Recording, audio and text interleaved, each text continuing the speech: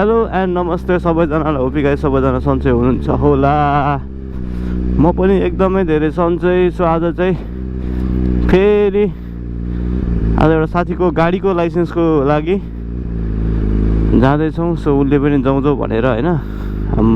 आज नयाँ एङ्गल छ क्या, कस्तो आइरहेको छ थाहा छैन।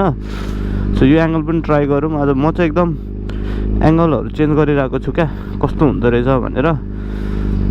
अनि धेरै पछि भ्लग लिएर आएको होइन। सो अगाडिको भ्लगमा तपाईँहरूले साउन्ड क्वालिटी भिडियो क्वालिटी अलिक झुरै थियो होइन।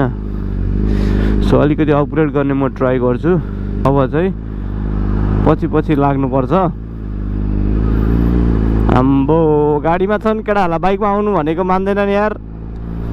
सो उहाँ चाहिँ जापानको बेरोजगार भन्ने मेरो टिकटक आइडीमा सबैले देख्नु भएको थियो होला है।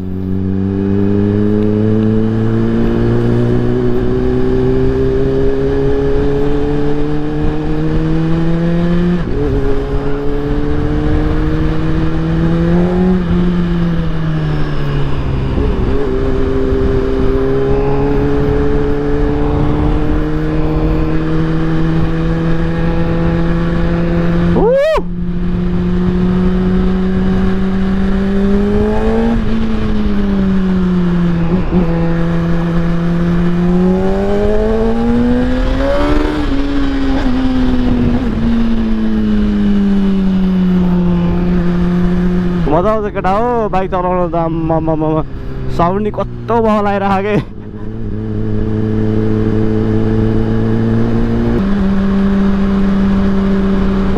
कस्तो दामी साउन्ड आएको केटा हो यार कुदाउँदाखेरि त। आम्बो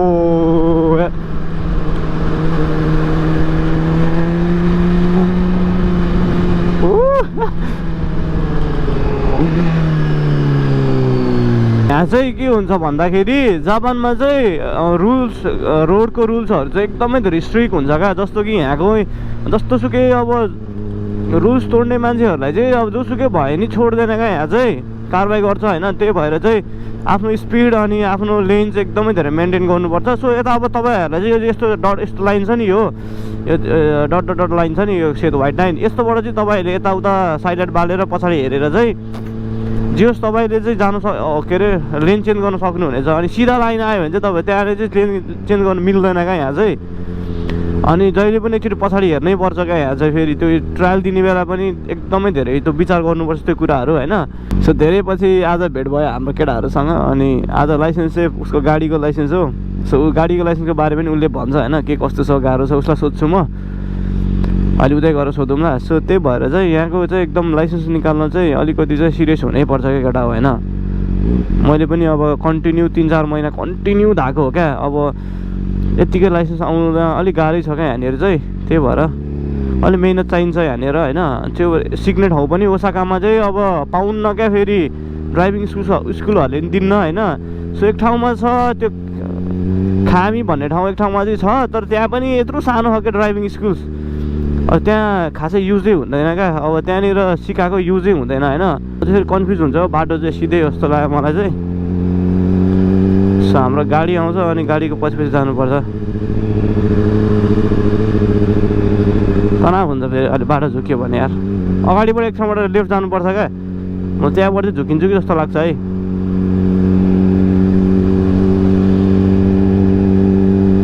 हाम्रो टोयोटा कता गयो? सिधै आउनु पर्ने नि, कहाँ अर्को ठाउँ गएको? ए होइन, आफूहरू पछाडि हो कि अगाडि हो? अगाडि ए ए ल सिधै आएर हामी। ए ल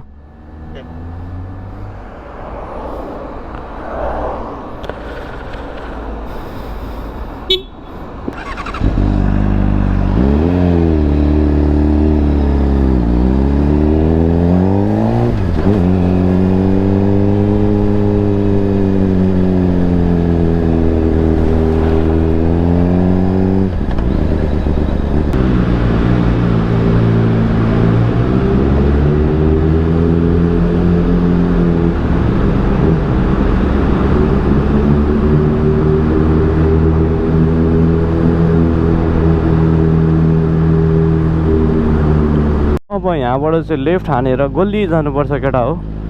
किनभने चाहिँ यहाँ फेरि यस्तो हिँड्ने मान्छेलाई पहिला प्रायोरिटी दिनुपर्छ क्या यहाँ फेरि।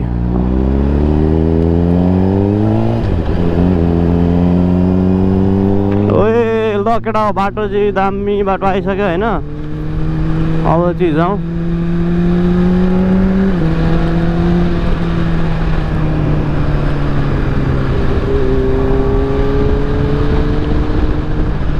सँग केटाहरूले म्यासेज गरेर चाहिँ राइड जाउँ भनेर। सो जापानमा चाहिँ अब आएको म 6 महिना भयो होइन, म आएको 6 महिनामा लाइसेन्स बनाएर बाइक किनेर यसरी हिँड्न भनेको नट अ जोक होइन। अनि एउटा ड्रिम थियो मेरो होइन, मैले त्यो चाहिँ पुरा गरेँ। अब त्यो कुराहरू तपाईँहरू पनि आएर पुरा गर्न सक्नुहुनेछ, तर अलिकति फोकस गर्नु पऱ्यो होइन, अलिकति अब मेहनत गर्नु पऱ्यो होइन। जापानमा अब स्टुडेन्टलाई चाहिँ अलिकति गाह्रै छ, मेहनत गर्नुपर्छ सुरुमा होइन। अलिकति स्टुडेन्टहरूलाई चाहिँ थोरै गाह्रै छ भनौँ, यतातिर चाहिँ अलिकति मेहनत गर्नै पर्छ।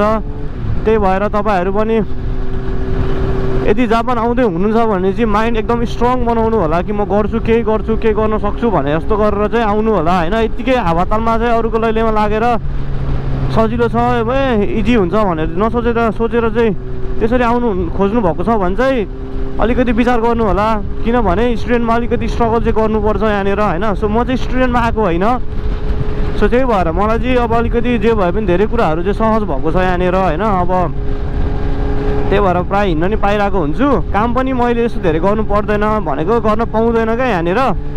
त्यही भएर यसो म फ्री भइरहेको हुन्छु।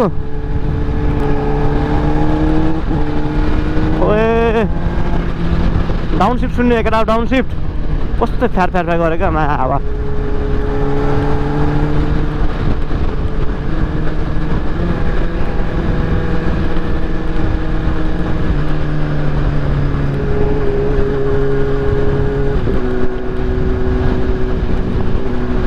सो जापान चाहिँ अब हेर्दाखेरि चाहिँ बबाल छ होइन, त्यही भएर यहाँको रुल्सहरू पनि एकदम बबाल छ। फेरि नेपाल जस्तो हावातालमा सबै कुराहरू लिएर हिँड्न पाउँदैन। अब नेपालमा यहाँ भएको भए मा गोली कुदाउनु मन लाग्थ्यो होइन, कुदाइन्थ्यो पनि जिगजाग गरेर। सो यहाँ चाहिँ मिल्दैन, किनभने तपाईँको पोइन्ट सिस्टम हुँदो रहेछ यहाँ। मलाई पनि अस्ति भर्खर थाहा भएको। सो तपाईँले मिस्टेक गर्नुभयो भने 6 पोइन्ट हुँदो रहेछ, 1 पोइन्ट काटिदिन्छ क्या माछा। 6 चोटि 5 चिट खायो भने त ल्याम्मै लाइसेन्स गयो, फेरि सस्पेन्ड हुन्छ नि त केटा, यहाँको लाइसेन्सै हुँदैन फेरि। अनि तनाव हुन्छ त फेरि है। त्यही भएर विचार गरेर कुदाउनु पर्छ होइन। अब यहाँको लागि चाहिँ अब स्पिड कुदाउने ठाउँहरू पनि बनाइदिएको, ट्र्याकहरू छेउछाउ टन्नै छ। सो अब ट्र्याकमा हान्नुपर्छ केटा हो। अब चाँडोभन्दा चाँडो म ट्र्याक पनि जाने प्रयासमा छु। सो त्यसको लागि सुट किन्नुपर्छ होइन, त्यसको लागि फुल सुट चाहियो। अब अलिकति अहिले बाइक साइक किनेर यताउता गरेर पैसाको प्रब्लम भएर त एक्जस्ट पनि फेरि होइन। त्यही भएर अलिक बिस्तारै नै अब सबै कुराहरू एकैचोटि हुँदैन। सो सबर गर्नुपर्छ, सबरको फल मिठो हुन्छ है। ए पावर त गुल्ली हो यार यो बाइकमा, मासालाई ज्याद्रो कुद्दिन्छ क्या। ओए ल हेर्नु यस्तो दामी छ क्या बाटो यहाँनिर है। आम्मामा कस्तो क्या, अब गाडीहरू नि प्याक छ। अब यो ट्रेन गाडी, ओए तल पनि बाटो हो क्या यो, तल पनि लो तल बाटो माथि बाटो होइन। आम्मामा यार साइडमा ट्रेन, यो ट्रेनहरू सबै इलेक्ट्रिक हुन्छ क्या यहाँ चाहिँ। हो इन्डिया जस्तो ओए मा जेडाक्स ट्रेनर कुदाएर आजैले त ल। ओए कस्तो सेक्सी त्यहाँ नम्बर प्लेट हेर्नु, नम्बर प्लेट खाने केटा हो मा कसम।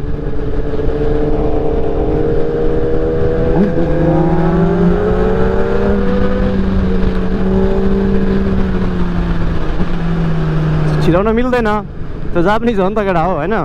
सो म जापानिज होइन, तर म पनि जान त सक्छु कि।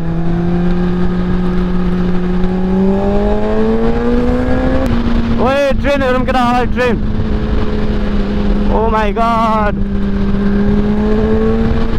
मा कुदाउन मन लाग्छ नि केटा हो।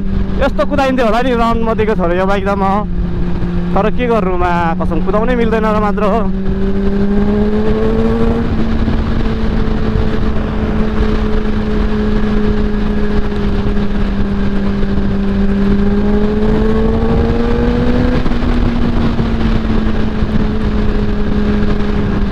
म चाहिँ अब यहाँबाट लेफ्ट जानुपर्छ है।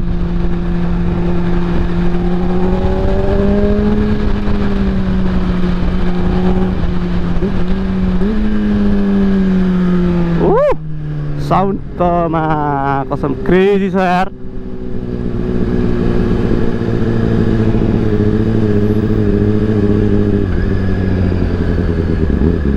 पुरा जाम छ क्या, जामै देखाएर रातो भएर कस्तो मजा आउँछ कुदाउनलाई।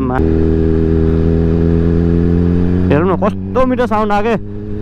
सो हामी यहाँबाट चाहिँ राइट जान्छौँ, त्यसपछि फेरि लेफ्ट लिन्छौँ, अनि चाहिँ कोमियोकी ड्राइभिङ सेन्टर आउँछ होइन। Crown bro, crown. So vlog अब हाल्छु होइन, अब यसो साथीहरूसँग गएको बेला हाल्छु। एक्लै हिँड्दा पनि औडा लाग्छ, किनभने के पनि थाहा छैन नि त यताको, अनि भाषा नि बोल्नु आउँदैन है। माया कसम कस्तो गाह्रो छ नि त मलाई, त्यही भएर अलिकति गाह्रै छ क्या केटा, अलिकति भाषा पनि बोल्नु आउँदैन। त्यही भएर अलिकति सबै कुराहरू चाहिँ एक्लै हिँड्यो भने भरे होइन केही भइहाल्यो भने पनि, कतै केही भन्नु पऱ्यो भने पनि आउँदैन क्या मलाई चाहिँ। सो इङ्ग्लिस चाहिँ बुझ्छ कि बुझ्दैन यहाँको मान्छेहरूले, बुझ्नै खोज्दैन इङ्ग्लिस है। अलिअलि पाटापुट्टा बुझ्छ, अब पाटापुट्टा बुझेर नि हुँदैन। सो अब अलिअलि पढिरहेको, अब यसो भाषा चाहिँ बनाउनु पर्छ यार। मेन भनेको जापानमा चाहिँ भाषा चाहियो क्या, भाषा छैन भने चाहिँ गाँडै हुन्छ क्या, गाँडै काम पनि पाउँदैन भने माछालाई। सो म चाहिँ अहिले लाटा भइरहेको छु यहाँको लागि चाहिँ होइन, पुरै लाटै भनौँ न, भाषै आउँदैन अनि लाटै यस्तो त हो नि। इसारामा काम चलाउनु पर्छ यार, कस्तो गाह्रो छ भने मलाई। अब काम गर्न गयो होइन, अब भाषै बुझ्दैन अनि इसारामा चाहिँ चलाउनु पर्छ क्या। अब त्यस्तो भयो भने चाहिँ गाँडै हुन्छ क्या केटा हो होइन।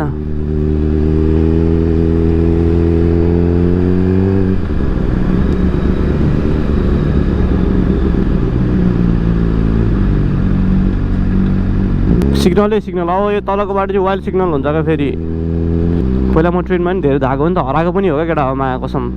ट्रेन चेन्ज गर्नु आएर कस्तो ल्याङ हुन्थ्यो त्यो बेला।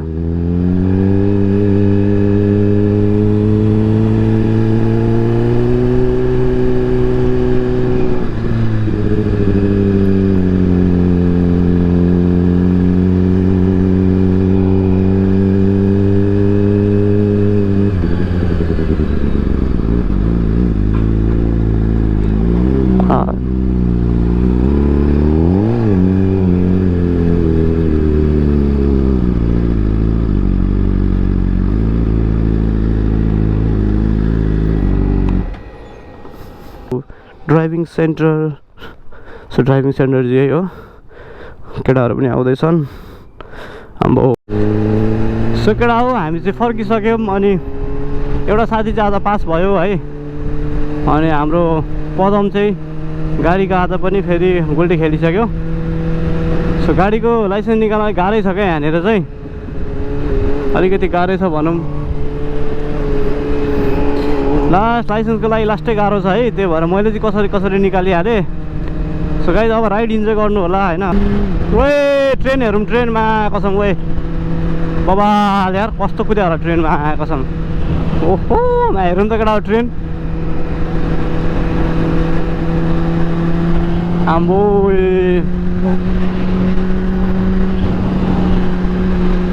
बबाल बबाल बबाल केटा ट्रेन हेर, ट्रेन सँगसँगै भयो क्या। कस्तो गोलीको खाउँ चाहिँ ट्रेन त, म 100 स्पिडमा कुदायो क्या। निकाल्नुहरू यहाँ कसैले आफ्नो एउटा लेन्स मिचाएन क्या, सब ठ्याक ठ्याक ठ्याक ठ्याक ठ्याक। यतिको डिसिप्लिन चाहिँ बनाउनु पर्छ होइन। यतिको चाहिँ हुनको लागि फाइन पनि जरुरी छ। यहाँ नि फाइन लोड छ क्या केटा हो होइन, तर अलिक फाइन चाहिँ नेपालमा इन्कम अनुसार फाइन चाहिँ अलिक धेरै नै भयो, तर मान्छे डिसिप्लिन भयो भने फाइन त घटाइ नै हाल्छ आखिरी होइन। त्यही भएर हेरौँ त यस्तो छ क्या यहाँनिर। ल एउटै पनि यता दायाँ बायाँ एउटा घुस्दैन क्या कतै पनि, पुरै लाइन टु लाइनमा हो क्या। मेन भनेको बालिन सरकारले सुधार्न खोजेको चाहिँ जनतालाई हो। फर्स्टमा जनतालाई सुधार्नुपर्छ, त्यसपछि सबै कुराहरू आफै सुध्रिन्छ क्या। रुल्स मात्र कडा गरेर पनि हुँदैन होइन। लाइसेन्सको रुल्सदेखि सबै कुराहरू चेन्ज गर्नु पऱ्यो। ल हेरौँ आफ्नो लेनमा हो क्या सबैजना। ल हेरौँ त्यहाँ एउटा दायाँ बायाँ छ त गाइस, कोही छैन क्या। अब सब आफ्नो लेनमा हुन्छ क्या डिट्टु भनेमा कसम यार।